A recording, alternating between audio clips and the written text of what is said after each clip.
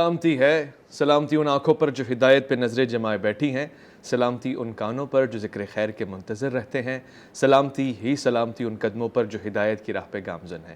السلام علیکم ورحمۃ اللہ وبرکاتہ۔ تمام تعریف خدائے بزرگ و برتر کے لیے جو وحدہ لا شریک ہے، نہ کوئی ثانی ہے، نہ کوئی ہمسر ہے، نہ کوئی نظیر ہے۔ درود لا محدود محبوب رب الودود راحت العاشقین مراد المشتاقین حضرت محمد مصطفیٰ، آپ کی آل پاک، آپ کے جانثار انصار اور اصحاب پر۔ خواتین و حضرات، عزیز و جانمن، خوش آمدید کہتا ہوں آپ کو الف لام میم میں آپ کا میزبان محمد اویس ربانی۔ آج ایک بل کے اوپر ڈسکشن کرنا چاہتا ہوں علماء کرام کے سامنے، اس کے کچھ پوائنٹس رکھیں اور جنرل بھی ایک گھر کی اخلاقی اقدار کیا ہونی چاہیے، ہمارا معاشرہ کس طرح سے بچپن سے بڑے ہوتے ہوئے معاشرے کو اور اس فرد کو جو معاشرے کا حصہ ہے جس پہ معاشرہ قائم ہے کیسے تربیت یافتہ بناتا ہے۔ تعلیم ایک الگ معاملہ ہے، تربیت ایک الگ معاملہ ہے، ساتھ ساتھ دونوں چیزوں کو ملا کے پیش کرنا چاہوں گا۔ ایک ڈومیسٹک وائلنس کے نام سے بل بھی قومی اسمبلی میں آیا جس پہ محترمہ شیریں مزاری صاحبہ نے اس بل کو پیش کیا اور ساتھ ساتھ بڑے قابل لوگوں نے گفتگو فرمائی، سینٹ میں بھی گیا، اسلامی نظریاتی کونسل کے حوالے بھی کیا گیا۔ امید ہے اس پہ اچھے نتائج بھی نکلیں گے، مگر کچھ لوگوں کا کہنا ہے کہ یہ بل نہیں ہے بلکہ یہ ہماری اسلامی اقدار اور اخلاقی اقدار کی سخت مخالفت ہے، مذمت ہے اور اس کو منہ چڑھانے کے برابر ہے، کیونکہ کہیں نہ کہیں ان کو ایسا نظر آیا کہ اس بل میں اگر آپ کی بہن بیٹی گھر سے باہر نکلتی ہے تو اس میں باپ کی پرمیشن کی ضرورت نہیں ہے، اور اگر باپ نے یہ کہہ دیا کہاں جا رہی ہے تو اس پہ ایک پرچہ کٹ سکتا ہے جس میں 1 لاکھ روپے جرمانہ لگ سکتا ہے، یا کم سے کم 3 سال کی سزا، یا کم سے کم 20,000 روپے اس کو جمع کرانے پڑیں گے۔ یہ اس سے بھی زیادہ آگے جا کے خطرناک ہو سکتا ہے کہ اگر آپ کے گھر کی حدود میں یا اس سے باہر آپ کسی کے گھر کے حدود میں داخل ہوتے ہیں اور پھر اس کے بعد آپ اس کی رضا کے خلاف اس کو آپ اکساتے ہیں، یہ آپ کو چڑھانا یا پھر معاشرے میں ایک ایسا نظام انٹروڈیوس کروانا کہ جس میں ہر کوئی اپنی مرضی کا مالک ہے اور اس کی مرضی کو پورا اختیار حاصل ہے کہ وہ جس طرح سے چاہے اپنے فیصلے کرے۔ باپ کو کوئی حق حاصل نہیں ہے اپنی بیٹی کے فیصلے کرنے کا، اور اسی طرح بیٹی کو بھی کوئی اعتراض نہیں ہونا چاہیے کہ باپ کیا کر رہا ہے، ماں کیا کر رہی ہے۔ کیا یہ پاکستان کا اسلامی نظام ہو سکتا ہے؟ کیا یہ پاکستان کے معاشرے کے مطابق ہو سکتا ہے؟ کیا یہ ہماری شریعت کے مطابق ہو سکتا ہے؟ اس پہ بہت ساری بات ہوگی، اور اس کے علاوہ بھی بات ہوگی کہ ہمارا اسلامی اور اخلاقی نظام ہے کیا، ہم کس طرح کے معاشرے میں پل بڑھ کے اور آگے دیکھ رہے ہیں فیوچر میں کس طرح سے رہے گا، جوائنٹ فیملی سسٹم ہے یا انڈیویجول ہاؤسنگ ہے، یہ کس طرح سے چل سکتی ہے۔ اس پہ بات کرنے کے لیے ہمارے ساتھ موجود ہیں انتہائی قابل احترام لوگ، انتہائی قابل احترام شخصیات، علماء کرام، جن کی آج رائے بھی لیں گے، ان سے نصیحت بھی لیں گے، اور شاید ہمارے سننے والے اگر ان کی حکمت کی باتوں کو اپنے دامن میں جمع کر لیں تو بہت کچھ مل جائے گا۔ میں خوش آمدید کرنا چاہتا ہوں، سلام کروں گا مفتی محمد نعیم مدنی۔ السلام علیکم ورحمۃ اللہ۔ وعلیکم السلام ورحمۃ اللہ۔ میں ساتھ ساتھ خوش آمدید کرنا چاہتا ہوں فضیلت الشیخ، بہت ہی پیارے، شفیق، مہربان اور حکمت سے بھرپور، آپ ہمیشہ ہماری نصیحت فرماتے ہیں۔ اس موضوع پہ بھی آپ سے بہت کچھ سیکھنا ہے میں نے۔ قاری خلیل الرحمان، السلام علیکم ورحمۃ اللہ۔ وعلیکم السلام ورحمۃ اللہ وبرکاتہ۔ ساتھ ساتھ بین الاقوامی شہرت یافتہ، معروف اور بہت ہی پیارا آواز کا خاصہ رکھنے والے ہمارے پاس موجود ہیں وقاص قادری، آپ کو بھی خوش آمدید کرنا چاہتا ہوں۔ السلام علیکم ورحمۃ اللہ۔ وقاص بھی میں چاہتا ہوں کہ آغاز ہم سے کریں، کیونکہ ہمارا یہ سارا نظام، یہ سارا معاشرہ توحید کے اوپر مبنی ہے، ہم سب اللہ والے ہیں اور وحدت ہمارے دل میں دوڑتی ہے، تو پتہ تو چلے کہ ہم جس موضوع پہ بات کر رہے ہیں اس کی بنیاد کیا ہے، سوورین اتھارٹی کس کی ہے، اسی کے نام سے اور اسی کی ہم سے آج کا آغاز کرتے ہیں۔ بالکل۔ لا الہ الا اللہ،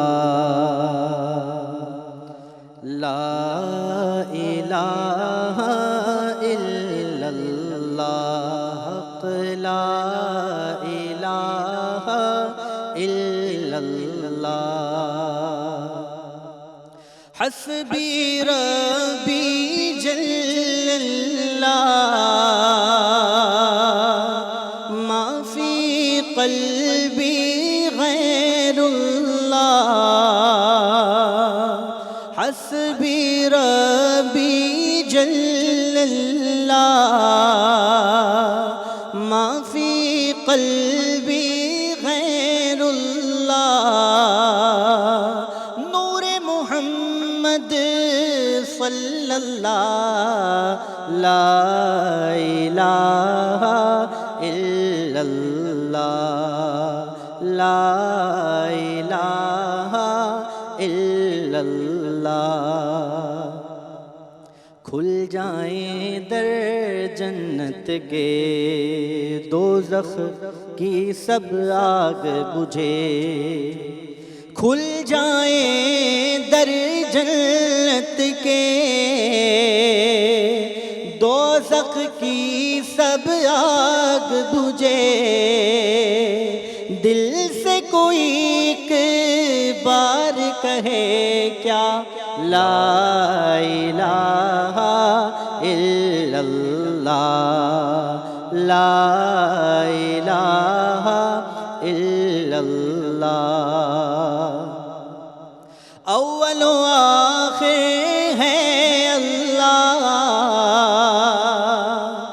ظاہر و باطن ہے اللہ، حافظ و ناصر ہے اللہ، لا الہ الا اللہ، لا الہ الا اللہ، حق لا الہ الا اللہ، لا الہ الا اللہ۔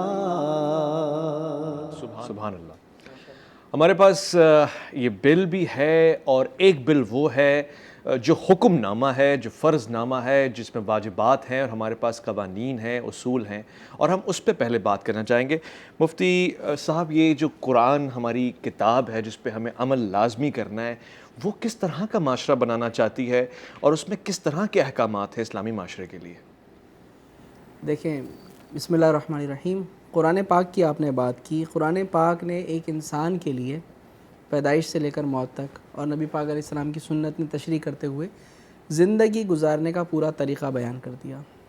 اگر آپ ریاست مدینہ کے تناظر میں دیکھیں، آپ جو ہمارے ہاں دعوے کیے جاتے رہے اس کے تناظر میں دیکھیں، اور یہ موجودہ بل کے تناظر میں دیکھیں، تو آپ کو یہ سامنے چیز نظر آئے گی کہ ہم سب یہ توقع کر رہے تھے اور کر رہے ہیں کہ انسداد سود بل لایا جائے گا۔ واہ واہ، ایسا ہی ہے، کیونکہ ریاست مدینہ سود سے پاک ہوتی ہے۔ ہم یہ توقع کر رہے تھے کہ اسلامی اصولوں پر مبنی معاشرہ بنانے کے لیے، قرآنی تعلیمات کو عام کرنے کے لیے کچھ بل پیش کیے جائیں گے۔ صحیح۔ اچھا، انسانی حقوق جتنے قرآن نے دیے ہیں اتنے کسی نے نہیں دیے۔ قرآن نے ہی انسانوں کو انسان کے درجے پر فائز کیا۔ اس سے پہلے کیا ہوتا تھا سب جانتے ہیں۔ نبی کریم علیہ الصلوۃ والسلام نے ہی دور جاہلیت کی رسموں کا خاتمہ کیا، سب جانتے ہیں۔ اور اگر آپ جن کے ہمارے لوگ بہت زیادہ جن سے متاثر ہیں، دنیا کے معاشرے کے ان معاشروں سے بہت متاثر ہیں جن کی رنگت شاید ہم سے زیادہ گوری ہے، یا جو ٹھنڈے علاقوں میں رہتے ہیں، جی ہاں، ویسٹرن ورلڈ، ان کے ہاں گزشتہ چند عشروں پہلے تک یا چند صدیوں پہلے تک بہت زیادہ بے راہ روی سے لے کر بہت زیادہ انسانی حقوق کی پامالی تک ہوتی رہی ہے۔ اچھا، ٹھیک ہے۔ اس بل کی اگر آپ بات کریں، جو ابھی آپ نے مندرجات بھی غالباً اس کے سنانے ہیں ہمیں انشاءاللہ، جی جی، تو باقاعدہ اگر اس کے مندرجات آئیں تو بات کرنے میں آسانی رہے گی، لیکن ہمیں یہ سننے میں آئی بات کہ ویسے تو ہم ظاہر ہے ہم نے اسلامی فقہ پڑھا، اسلامی قانون پڑھا الحمدللہ، اور وہ کافی ہے ہمارے لیے۔ باقی جو یہاں کے معروف قانون کے ماہرین ہیں وہ اپنی رائے دے سکتے ہیں اس بل پر۔ ہم اتنا جانتے ہیں کہ قرآن پاک کی تشریح کرتے ہوئے ہمارے اور آپ کے پیارے نبی صلی اللہ علیہ وآلہ وسلم نے ارشاد فرمایا، کلکم راعٍ وکلکم مسئول عن رعیتہ، ہر شخص راعی ہے، ذمہ دار ہے، اور اس سے اس کی ذمہ داری کے بارے میں پوچھا جائے گا۔ جو سنا گیا وہ یہ تھا کہ جی بچے کو تنبیہ نہیں کر سکتے، جی نہیں کر سکتے، بل میں لکھا ہے، بہن بیٹی بیٹے کو کسی کو سمجھا نہیں سکتے سختی کے ساتھ، ٹھیک ہے۔ حالانکہ نبی کریم علیہ الصلوۃ والسلام تو فرما رہے ہیں آپ سے پوچھا جائے گا ان کے بارے میں اگر وہ غلط ہوئے۔ اچھا، قرآن عمر کے ہر حصے میں بچی جو بالغ ہو بھی گئی، دیکھیں، جب تک وہ ہماری رعیت ہے تب تک تو ہماری ذمہ داری ہے اور نا۔ کب تک ہے یہ معاملہ؟ بھائی بالغ ہونے تک تو یقیناً ہے، ٹھیک ہے، لیکن بعض بچے بالغ ہونے کے بعد بھی شعوری منزلیں طے کرنے کے بعد بھی ماں باپ کے زیر اثر ہوتے ہیں، ٹھیک ہے، تو ظاہر ہے جو ہمارے زیر اثر ہیں، اگر خدا نہ خواستہ کوئی اولاد چھوڑ کے چلی جائے جی، تو وہ آزاد ہے اپنے معاملات کے لیے، اور اس کی ذمہ داری اب ماں باپ کی نہیں رہی۔ لیکن اگر ایک گھر میں ایک ساتھ رہتے ہیں اور بزرگوں کا احترام اب بھی باقی ہے تو والدین کی ذمہ داری ہے، والدین انہیں سمجھائیں گے۔ ٹھیک ہے، اگر وہ نہیں سمجھتے تو ظاہر ہے پھر یہ ان کا قصور ہے۔ ٹھیک ہے، ان کا اور جہاں تک بیٹی کا تعلق ہے تو بیٹی جب تک والدین کے گھر میں ہے وہ والدین کی ذمہ داری ہے، جب اس کو رخصت کر دیا تو اب اس کے معاملات ٹھیک ہے، اس کا شوہر دیکھے گا، لیکن والدین کو اس سے بالکل نظر انداز نہیں ہونا، ٹھیک ہے، توجہ رکھنی ہے اس پر۔ میں یہ سوال پوچھنا چاہتا ہوں قاری صاحب سے۔ قاری صاحب، ہمارے لیے جب ہم کہتے ہیں اسلامی معاشرہ تو ہمارے لیے کوئی معاشرہ ذہن میں بھی ہے، کیونکہ بچے کو جو دکھایا جاتا ہے وہ اس پہ عمل کرتا ہے، نہ کہ وہ جو سنایا جائے. کیا عرب کلچر ہمارے لیے ایک رول ماڈل ہے؟ عرب کلچر کو تو ہم نہیں کہہ سکتے، رسول اللہ کے کلچر کو ہم کہہ سکتے ہیں. رسول اکرم صلی اللہ علیہ وسلم پر اللہ نے ہر دور نازل کیا، بچپن سے لے کر پھر لڑکپن، پھر جوانی، پھر بڑھاپا، پھر اسلام سے پہلے کا دور، پھر اسلام کے بعد کا دور، پھر اسلام کے اندر جو آپ نے صحابہ کرام کی تربیت کی، پھر جس طرح کا آپ نے نظام قائم کیا، اصحاب صفہ کو پڑھایا، مسجد کے کن مقاصد کے لیے آپ نے استعمال کیا، وہ ساری باتیں ایک اسلامی معاشرے کو بنانے کے لیے آپ نے کی. ٹھیک. تو ہمارے لیے جو رول ماڈل ہے وہ رسول اکرم صلی اللہ علیہ وسلم کی ذات ہے. ٹھیک. آپ نے حضرت حسن بالکل چھوٹے ہیں اور اس عمر میں ہیں جس عمر میں بچہ گھٹنوں کے بل چلتا ہے. صحیح. اور وہ گھٹنوں کے بل چلتے ہوئے آپ ایک کھجوروں کی ڈھیری کے پاس بیٹھے تقسیم کر رہے ہیں، اور وہ کھجوریں صدقے کی ہیں. اور حضرت حسن کھیلتے کھیلتے ڈھیری کے پاس ہے، اور بچے کی عادت یہ ہوتی ہے کہ کوئی بھی چیز ملے وہ سب سے پہلے اسے منہ میں ڈالتا ہے، چاہے وہ کھانے کی ہو یا نہ ہو. اور یہ تو چیز ہی کھانے کی تھی. حضرت حسن نے منہ میں ڈالی، آپ کا دھیان اس طرف نہیں ہے. ٹھیک. وہ چبا رہے ہیں، ممکن ہے کچھ نگل بھی لیا ہو. جب رسول اللہ صلی اللہ علیہ وسلم نے دیکھا، اب حالانکہ حدیث میں یہ بھی آتا ہے کہ چھوٹا بچہ جب تک بالغ نہ ہو جائے مرفوع القلم ہے. ٹھیک ہے.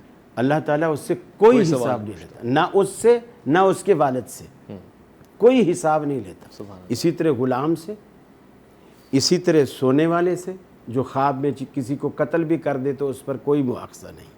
اسی طرح مجنوں سے، پاگل سے، جس کی عقل ٹھکانے نہ ہو، جب تک کہ عقل. یہ چار شخصوں کو اللہ کے حبیب نے مرفوع القلم قرار دی. حضرت حسن اس میں سے ایک ہے جو بچپن میں ہیں اور مرفوع القلم ہے. نبی رحمت نے جب دیکھا کہ میرا بیٹا صدقے کی کھجور کھا رہا ہے، جی، آپ نے فوراً یہ نہیں کہا کہ بچہ ہے، نظر انداز نہیں کیا کہ بڑا ہو کے خود ہی سمجھ جائے گا. نہیں، آپ نے اسے قریب کیا، اس کے منہ میں انگلی ڈالی، جو انگلی کو آ سکا انگلی کے ذریعے آپ نے اس کو باہر نکالا، اور پھر حدیث کے الفاظ ہیں، اسے کہا کخ کخ، جسے ہم بچوں کو کہتے ہیں تھو کر بیٹا، تھو کر. تو آپ نے فرمایا کخ کخ، نکالو نکالو. پھر آپ نے فرمایا حسن بیٹے یہ صدقے کی کھجور ہے اور ہم صدقہ نہیں کھاتے. یہ تربیت ہو رہی ہے، یہ تربیت ہے. اسی طرح آپ نے فرمایا بچہ تمہارا جب 7 سال کا ہو جائے اس کو نماز سکھلاؤ، طریقہ بتاؤ، دعائیں یاد کراؤ، سکھلاؤ. اور جب 10 سال کا ہو جائے اور پھر بھی نہ پڑھے تو آپ نے فرمایا مار کے پڑھاؤ. مارنا ہے بچے کو؟ اچھا، مار کے پڑھاؤ. اب یہاں معاملہ یہ ہے، اسکول نہ جائے بچہ تو مار کے گھسیٹ کے لے جایا جا رہا ہے، تھپڑ مار کے گاڑی میں بٹھایا جا رہا ہے. اس کے بھی حق میں نہیں، مارنا چاہیے نہیں یہاں پہ تو. لیکن یہاں میں یہ کہنا چاہ رہا ہوں کہ اللہ تبارک و تعالیٰ کے رسول نے فرمایا کہ جب بچہ 10 سال کی عمر کو پہنچ جائے اب بھی نماز نہ پڑھے، چونکہ اس عمر کے بعد اگر وہ ہاتھ سے نکل گیا نا پھر وہ آپ کے کہنے سننے میں نہیں رہے گا، ٹھیک نہیں آئے گا. میرا میرا مقصد کہنے کا یہ ہے کہ اسلام روک ٹوک کا کہہ رہا ہے، ٹھیک ہے، غلط باتوں پر، ٹھیک ہے، غلط باتوں پر روکا جائے. میں یہاں پہ صاحب ایک وقفہ لے لوں کیونکہ میں مزید پوچھنا چاہتا ہوں. یہاں پہ ٹھہر کے سمجھنے کی بھی ضرورت ہے کہ مارنے سے مراد کیا ہے. والد اگر غصے میں آ جائے اور صرف اسکول کے لیے نہیں نماز کے لیے بھی تو سرور پھاڑ دے، تشدد کرے، کیونکہ پھر ایسے کیس دیکھے گئے ہیں کہ یہی بچے بڑے ہوتے ہیں فجر کی نماز میں والد نہیں اٹھتا تو جان سے ہی ہاتھ دھو بیٹھتے ہیں والد محترم. ایک مختصر سے وقفہ ہے، لوٹ کر آئیں گے، اس کی مقدار کو بھی سمجھیں گے، معیار کو بھی سمجھیں گے اور گفتار کو بھی سنیں گے. الف لام میم میں آپ کا انتظار رہے گا.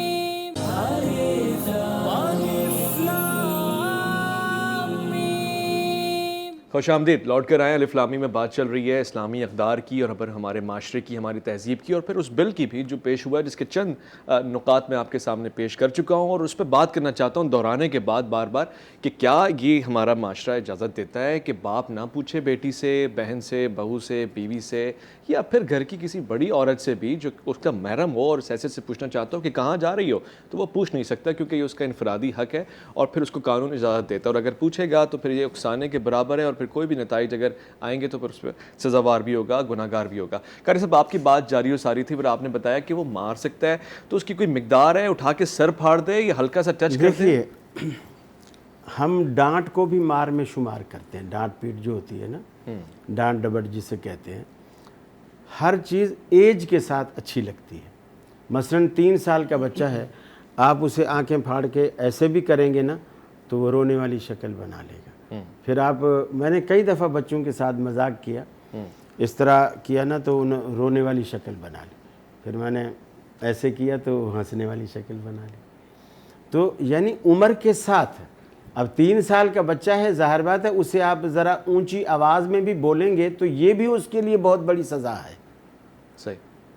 تو اب 10 سال کا بچہ ہے تو ظاہر بات ہے تو نہیں بھی آپ ایک لکڑی اٹھائیں گے یا ہتھوڑی اٹھائیں گے اور مارنا شروع کر دیں گے، یہ صحیح نہیں ہے، یہ تو طریقہ اسلام کا ہے ہی نہیں۔ ٹھیک۔ اور یہ تھپڑ کا بھی جو رواج ہے، عموماً لوگ چہرے پہ مارتے ہیں تھپڑ، جی، چہرے پر اسلام نے ویسے مارنے سے منع کیا بہت اچھی، لیکن یہ واضح ہونے والی بات تھی نا کہ چہرے پر آپ صلی اللہ علیہ وسلم نے مارنے سے ویسے ہی منع فرمایا۔ اور جو قرآن حفظ کرتے ہوئے قاری مارتے ہیں وہ تو پھر اللہ ہی حافظ ہے، کیا کر سکتے ہیں۔ غلط ہے۔ اصل میں انہوں نے جو پڑھا ہوتا ہے نا، انہوں نے بھی مار کھائی ہوتی ہے تو وہ بدلہ لے رہا ہوتا ہے۔ پائپ کھائے اب کوئی ایسا اسکول بنایا جائے نا کہ جہاں سے شروع سے ہی وہ ہو، لیکن ایسا ہے ڈاکٹر صاحب، میں کر لوں گا انشاءاللہ، اب کر لوں گا، آپ نے کہہ دیا۔ جو ربانی صاحب اللہ تعالیٰ آپ کو سلامت رکھے، کہ اگر یعنی بچے کو تھوڑی بہت تربیت کے لیے ڈانٹ ڈپٹ نہ ہونا تو بچے بگڑ بھی جاتے ہیں۔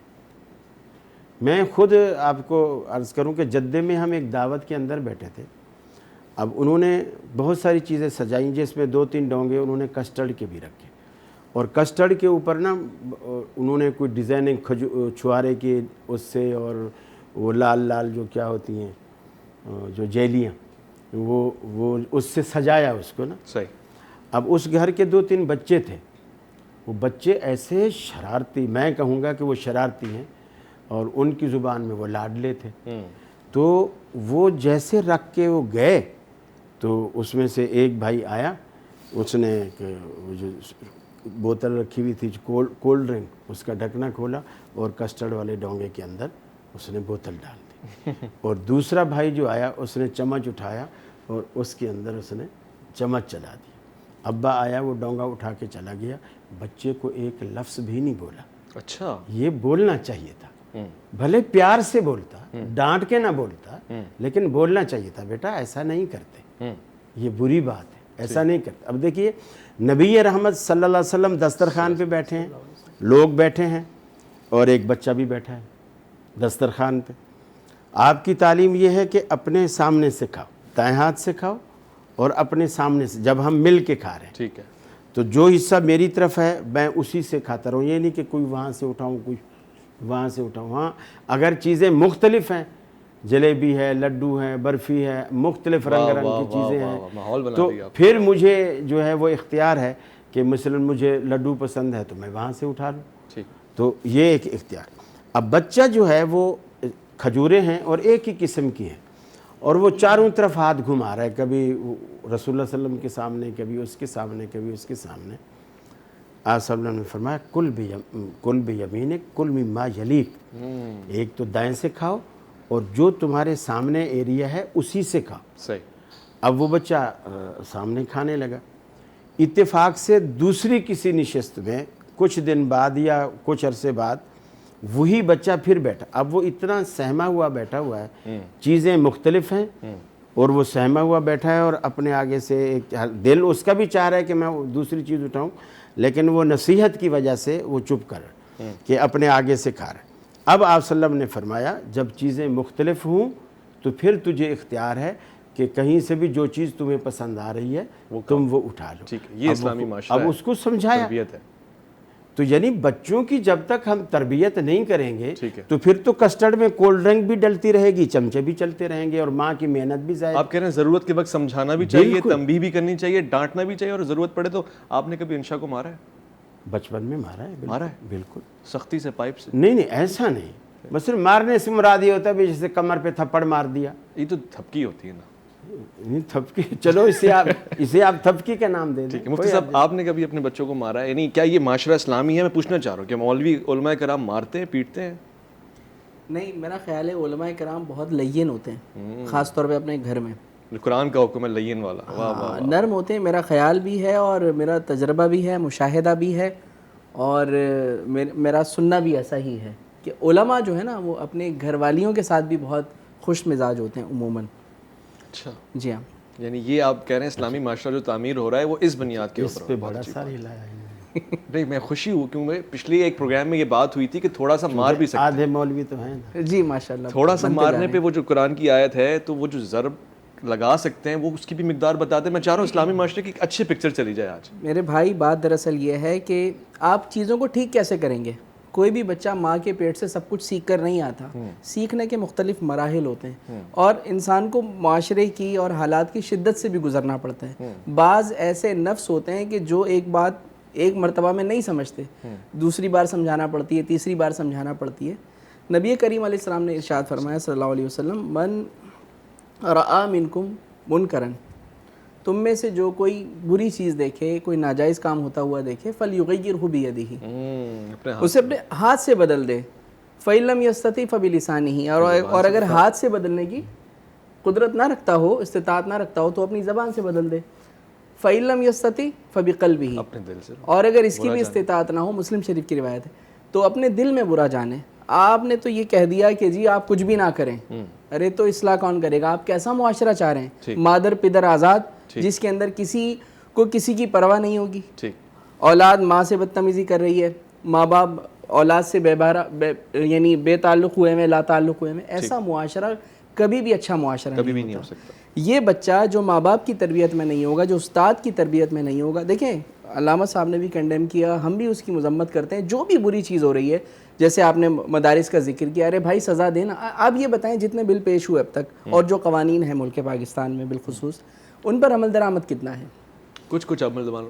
اگر آپ پوری طرح سے عمل درآمد کر دیں تو میں سمجھتا ہوں اس کی ضرورت ہی نہ رہے. ایک بات. دوسری بات یہ کہ میرے بھائی, اگر آپ معاشرے کی اصلاح کی بات کرتے ہیں نا, تو سب سے پہلے آپ امیروں کے گھروں میں جائیں. اچھا. اور جو چھوٹی چھوٹی بچیاں, چھوٹے چھوٹے بچے ملازم رکھے ہوئے ہیں, ٹھیک ہے, تو بتائیے چائلڈ ابیوز ہو رہا ہے یا نہیں ہو رہا؟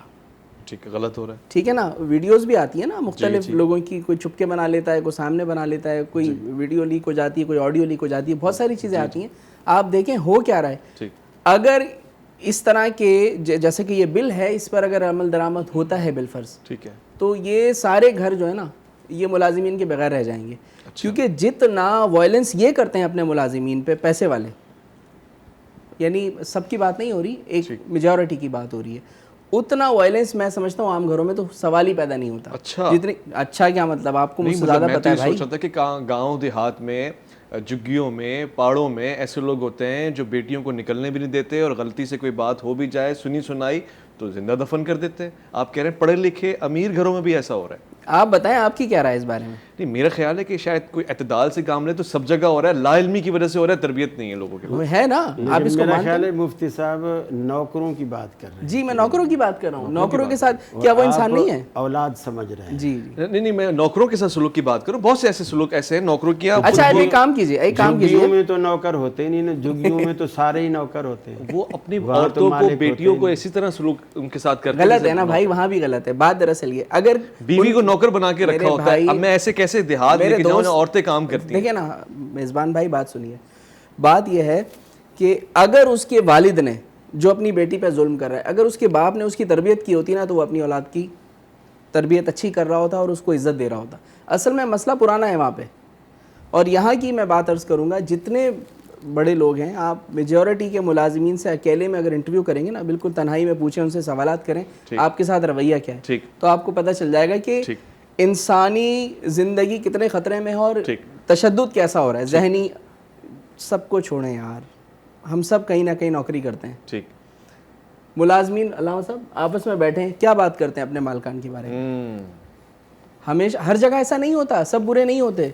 اچھا میں وضاحت کے طور پہ نہیں کہہ رہا, لیکن میری جہاں ملازمتیں ہیں الحمدللہ یا ملازمت ہے, آپ اپنا کلیئر کر رہے ہاں میں وہاں بہت خوش ہوں الحمدللہ, اور بہت اللہ نے عزت سے رکھا ہوا ہے, لیکن میجورٹی کے مسائل ہیں. آپ کبھی اکیلے میں پوچھے تو صحیح. ٹھیک ہے, ٹھیک ہے. اس کا اسلامی معاشرے سے بڑا گہرا تعلق ہو بھی سکتا ہے اور شاید اس پہ سوال بھی اٹھ سکتا ہے, مگر سوال یہ بھی ہے کہ ہم جب اس بل کے زاویے میں بات کر رہے ہیں اسلامی اقدار کی, تو پھر وہ کون سی اقدار ہیں؟ کہیں وہ آؤٹ ڈیٹ تو نہیں ہو گئی ہیں؟ یہ اپ ڈیٹڈ معاشرہ تو نہیں ہے؟ 21ویں صدی میں اس کا کہاں استعمال ہو سکتا ہے, کہاں امپلیمنٹیشن ہے؟ بات پوچھوں گا, ایک مختصر توفیع الافلامی میں آپ کا انتظار رہے گا.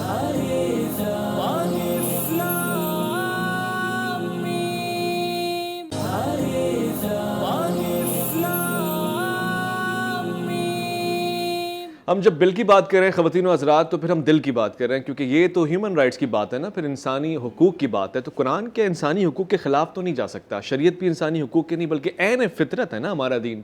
تو پھر کیا مسئلہ ہے, ہم سمجھ کیوں نہیں پا رہے؟ آپ قرآن کہہ رہا ہے, علماء کرام کہہ رہے ہیں کہ ایک جگہ پہ قاری صاحب اگر آپ کی بات نہیں بنتی ہے, آپ پہلے پورے پروسیس سے گزر چکے ہیں, سمجھا چکے ہیں, نہیں سمجھ میں آ رہا, تو آخری اسٹیج یہ کہ آپ مار بھی سکتے ہیں اپنی بیویوں کو. کیا آپ مار سکتے ہیں اپنی بیویوں کو؟ ہاں جی, پہلی بات تو ہے ربانی صاحب کہ یہ تو ہر کوئی کہتا ہے کہ جی قرآن میں آیا ہے کہ عورت کو مار سکتے ہو, لیکن اس کی وضاحت نہ پبلک پوچھتی ہے اس عالم سے اور نہ وہ خود اس کی وضاحت کرتا ہے. وہ صرف ایک ہی جرم ہے. اچھا, ایک ہی جرم ہے جس کے بارے میں اللہ کے رسول صلی اللہ علیہ وسلم نے وہ بھی بتدریج, جی بتدریج آ کر آخری سٹیج پر اس کو ہلکی مارنے کا حکم دیا. ایک ہی جرم ہے. یہ نہیں ہے کہ آج سالن میں نمک کیوں تیز ہے, آج استری کرتے ہوئے میری شرٹ کیوں جلا دی, اور آج جو ہے وہ بچوں کو ناشتہ کیوں دیر سے ملا ہے.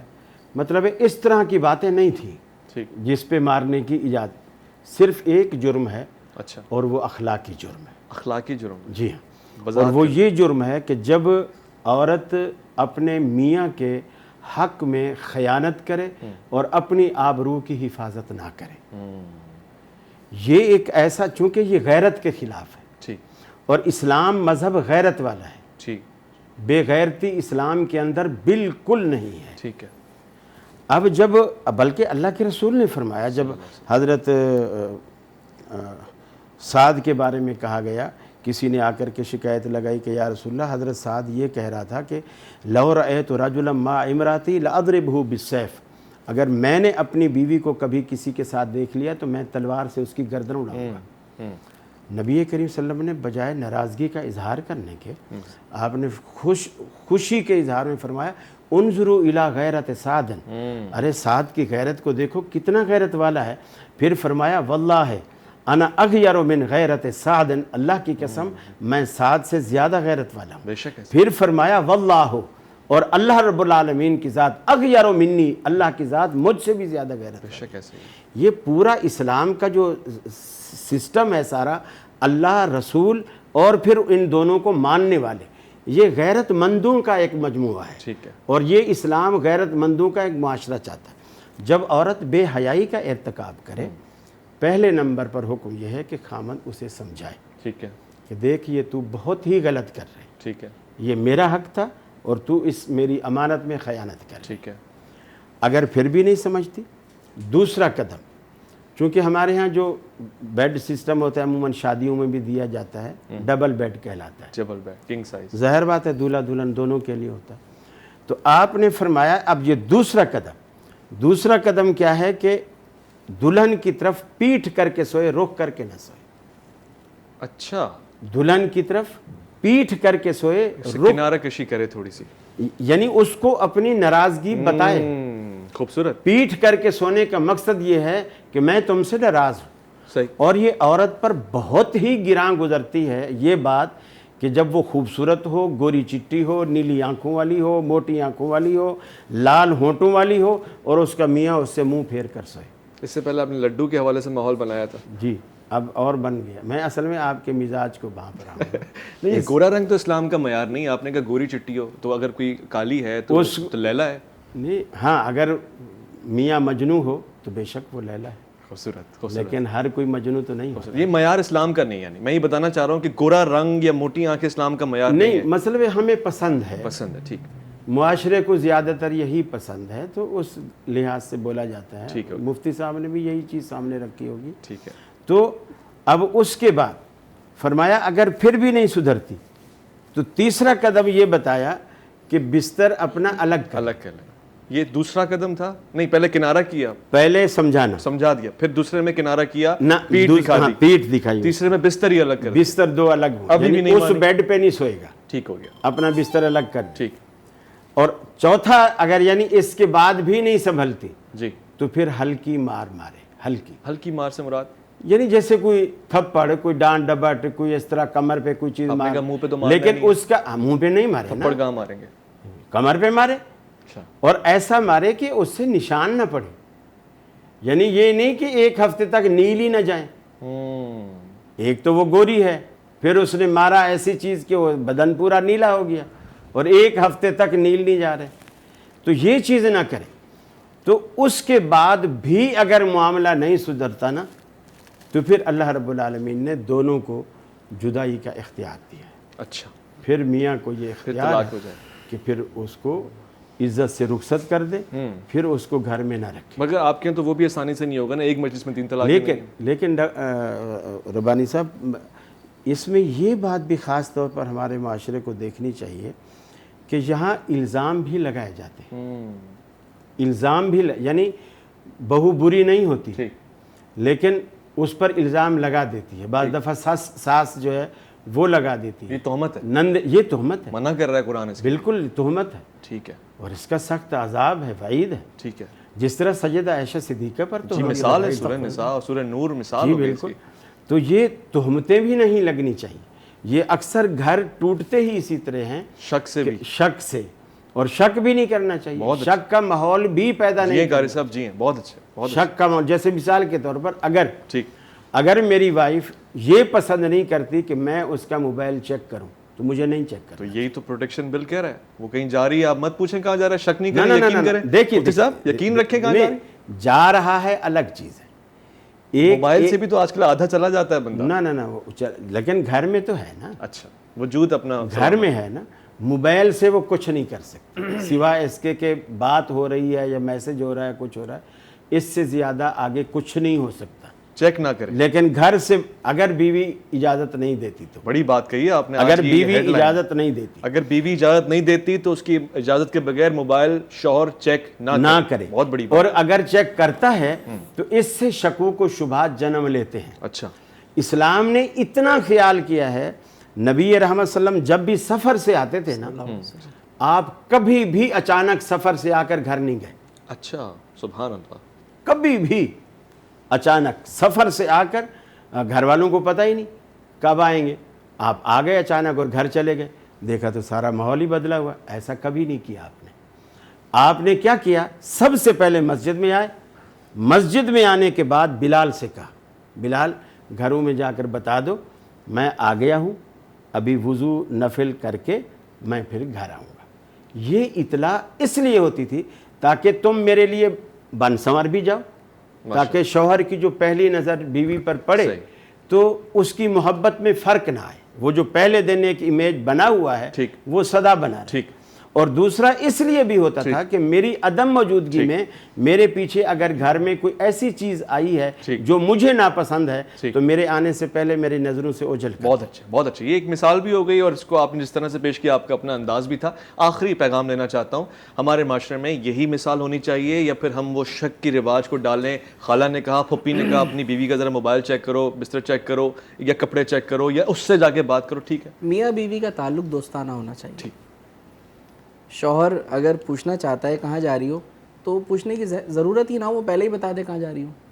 اور اسی طرح بیوی بھی شوہر سے پوچھ بھی سکتی ہے, اور بلکہ شوہر پہلے ہی بتا دے بھائی کہاں جا رہا ہوں. اعتماد کا تعلق ہو, دوستی کا تعلق ہو.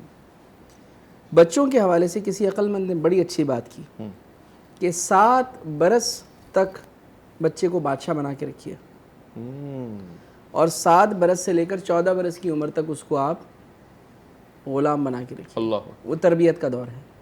اور 14 برس کے بعد کی جو عمر ہے بلوغت اور شعور تک، پھر آگے تک، پھر اسے وزیر بنا کے رکھیے، اس سے مشورہ کیجیے، اسے دوست بنائیے۔ اچھا ہے۔ تو اب اگر یہ 7 برس سے 14 برس کا دورانیہ بھی تنبیہ سے خالی ہوگا تو کیسی نسل تیار کریں گے آپ؟ ٹھیک۔ آنے والی نسل کی دیکھیں، درخت کی کانٹ چھانٹ نہ ہو تو جھاڑیاں ادھر ادھر ہو جاتی ہیں۔ ٹھیک سرجن صاحب اگر انجیکشن نہ لگائیں، پیٹ نہ کاٹیں تو علاج نہیں ہو سکتا۔ ٹھیک بہت ساری چیزیں ضروری ہوتی ہیں کبھی کبھی۔ ٹھیک۔ تو بالکل بل لائیے، انسانی حقوق کا بل لائیے، لیکن قرآن و سنت کے تابع لائیے۔ ٹھیک۔ اور اب الحمدللہ اسلامی نظریاتی کونسل میں جا چکا ہے، امید ہے انشاءاللہ۔ سینٹ نے بھی مخالفت کی، ابھی کی خبر ہے سینٹ نے مخالفت کی ہے، شاید بل جو ہے وہ مسترد ہو جائے، شاید۔ بہرحال حسن ظن رکھنا چاہیے کہ ہم مسترد ہونے کی بات بھی نہیں کرتے اور اس کے مقبول ہونے کی بھی بات نہیں کرتے، اس کو ٹھیک ہونا چاہیے، ٹھیک ہے۔ ایک بات۔ اور دوسری بات یہ ہے کہ شاید بہت ساروں نے پڑھا بھی نہ ہو۔ ٹھیک ہے، ٹھیک ہے، بہت اچھے، بہت بہت شکریہ مفتی محمد نعیم مدنی صاحب آپ کا، بہت بہت شکریہ قاری خلیل الرحمان صاحب آپ کا، انتہائی شکر گزار میں وقاص صاحب آپ کا، آپ کی پیاری آواز کا، اور اسی طرح سے آپ کی سماعتوں کا، جس کی وجہ سے، جس کی بدولت سے ہم یہ پروگرام کرتے ہیں، اور پھر ایک نتیجہ بھی نکلتا ہے۔ آج کی قرارداد یہی ہے کہ اسلامی معاشرہ ایک نظام والا معاشرہ ہے، ایک اصول والا معاشرہ ہے، جس پہ ہماری بہتری ہے۔ خدا کو اس سے کچھ نہیں غرض اور اس کو کچھ نہیں ملتا کہ ہمارے آپس کے معاملات کیا ہوں، مگر یہ ہماری اصلاح اور ہماری فلاح کے لیے اس نے ایک نظام بنایا ہے، ہم اس کو فالو کریں گے تو شاید اس کے اچھے نتائج نکلیں گے، اور اگر ہم کسی تجربے پہ چلے جائیں گے تو پھر ایک لیبارٹری بن جائیں گے، جو ہم گزشتہ کئی برسوں سے بنے ہوئے ہیں۔ اپنا خیال رکھیے گا، اپنے سے بڑھ کے خیال رکھیے گا ملک پاکستان کا، اللہ کے فرمان کا، اللہ کی امان میں۔